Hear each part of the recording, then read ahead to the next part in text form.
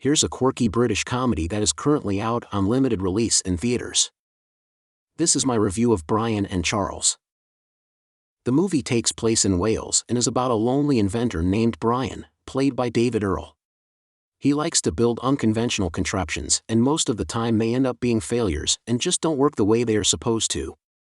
Brian gets the idea to build a robot, and that is exactly what he does.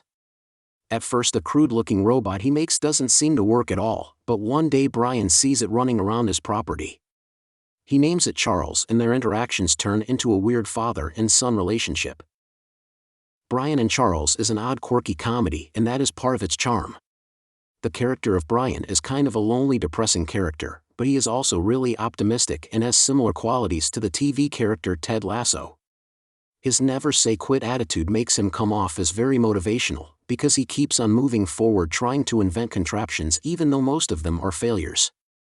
When it comes to the robot character of Charles, he looks very off-putting at first, but the filmmakers do a great job at making him into a real character that you actually care about. The movie starts off a little slow at the beginning, and a lot of the offbeat humor won't work for everyone.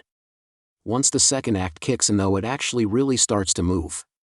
It definitely has similar elements to other robot AI movies such as the 1986 movie, Short Circuit, but it has its own original ingredients. Some of the plot points are a bit tropey, although its offbeat humor and optimistic lead character keeps it interesting and fresh.